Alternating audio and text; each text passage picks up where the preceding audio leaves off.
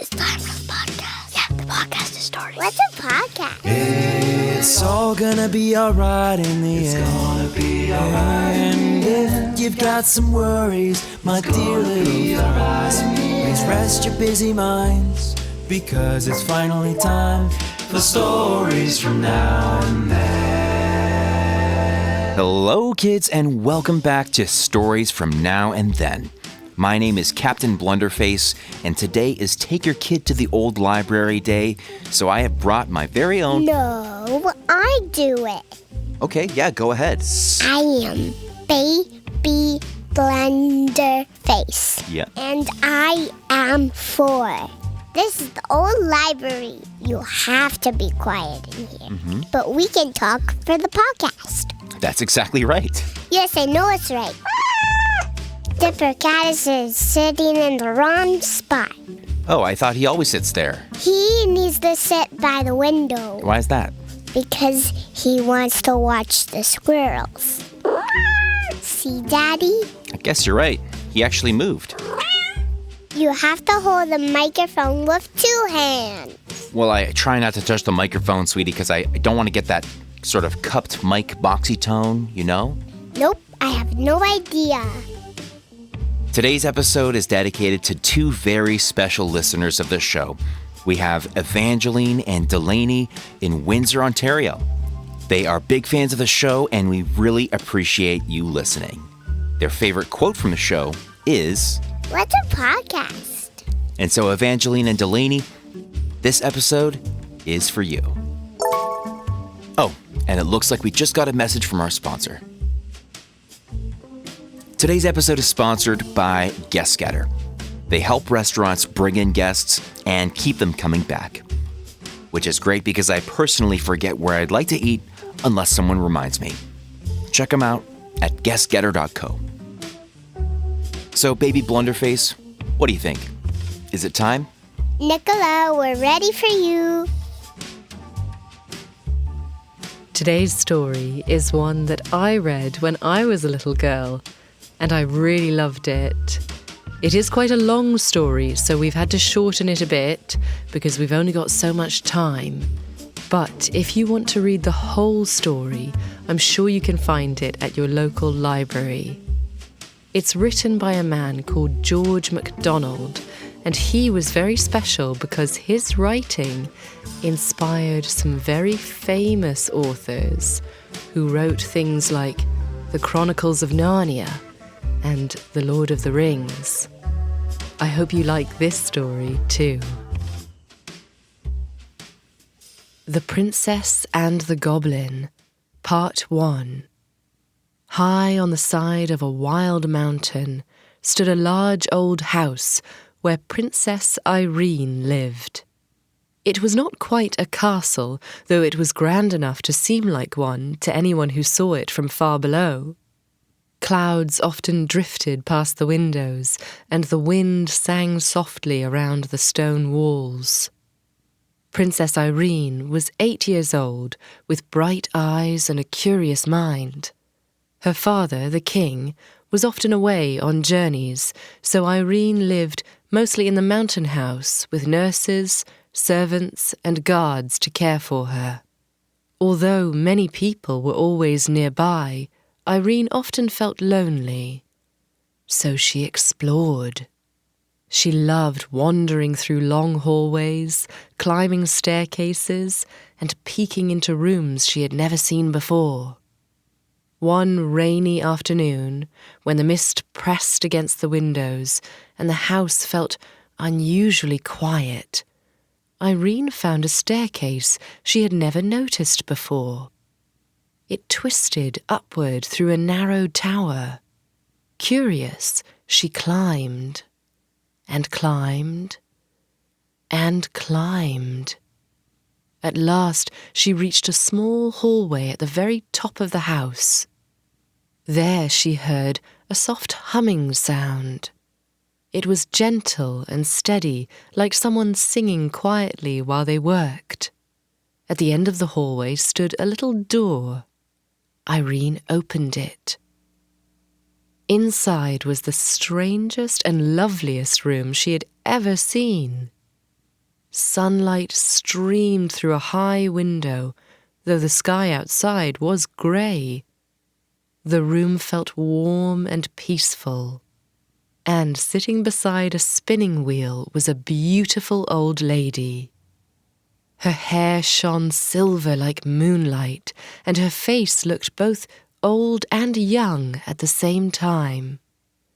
She smiled as though she had been expecting Irene all along. "Come in, my dear," she said.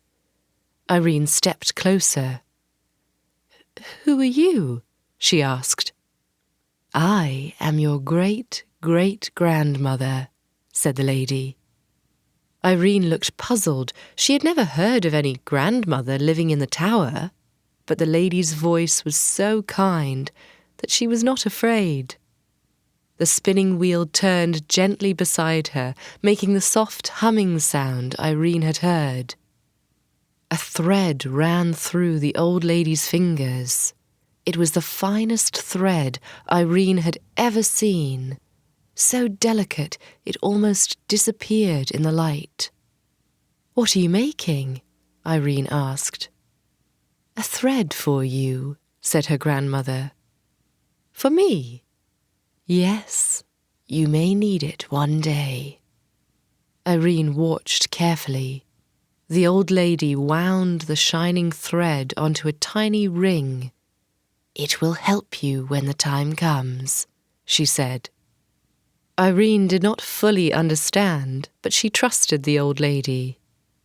Soon it began to grow late. The mountain outside darkened, and Irene realized she must hurry downstairs. When she reached the lower part of the house, her nurse was waiting anxiously. "Where have you been?" she cried. "In the tower," Irene said, "with my grandmother." But the nurse only shook her head. "There is no grandmother in the tower."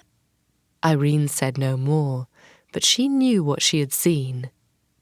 A few days later, the weather turned bright and clear. Irene was allowed outside into the garden near the house. At first she stayed close to the walls, but little by little she wandered farther. The mountain air felt fresh and exciting. She followed a little path, then another. Soon she looked around and realized she no longer knew the way back. The shadows were lengthening. The mountain was growing quiet. And then Irene remembered the stories the servants told in whispers. Stories of goblins. The goblins lived deep underground beneath the mountain. Long ago they had been driven there, and now they hated those who lived above. They disliked sunlight, they disliked laughter, and they especially disliked the king. Irene began to hurry, but every turn looked unfamiliar. Soon she was frightened enough to cry. Then, through the evening air, she heard singing. A boy's voice, strong and cheerful. The singing came closer, and out from behind a rock appeared a boy carrying a miner's lamp. He looked surprised to see her. "Why, who are you?" he asked. "I'm Princess Irene," she said. The boy gave a quick nod. "I'm Curdie," he said. "I work in the mines with my father." "You're not afraid of goblins?" Irene asked. Curdie smiled. "I don't much like them," he said, "but I know their ways." He offered to lead her home. As they walked, Curdie explained that goblins lived in caves beneath the mountain. "They don't like poetry or singing," he said. "Poetry and singing?" Irene asked. Curdie nodded. "It annoys them terribly." Irene thought that was a very strange thing. When they reached the house, the servants rushed out in relief. Just before he left, Curdie said quietly, "Don't wander out after dark again. Goblins come nearest when the mountain grows quiet." That night, Irene lay awake, thinking about everything she had heard. The grandmother in the tower, the fine silver thread, the hidden goblins below the mountain, and Curdie, who seemed to know far more than most grown-ups. And beneath the house, deep underground, the goblins were already at work, digging, planning, and coming closer. These goblins sound horrible. I hope that you remember that they're not real, they're just part of this story. And the other characters in this story are wonderful. The old grandmother is so kind. Princess Irene is so curious and adventurous. And Curdie seems so brave and so happy. I'm excited to read what happens next. And I think you won't have to wait too long to hear it. And that is part 1. Thank you so much, Nicola.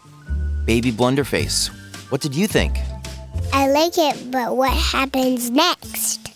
Can we listen to the next part? Yes, we are going to do part 2 as soon as we can. Okay, don't wait too long. Remember, if you'd like a shout out on the show, just send us a DM on Instagram at Stories From Now and Then. We'd love to hear from you, and you could get a shout out on a future episode. Stories From Now and Then is narrated by Nicola Ward, music by Captain Blunderface, Captain Blunderface played by Evan Wiebe, Baby Blunderface played by Goldie Wiebe, and I want to say the end part. Go right ahead. We will see you next time on Stories from now and then.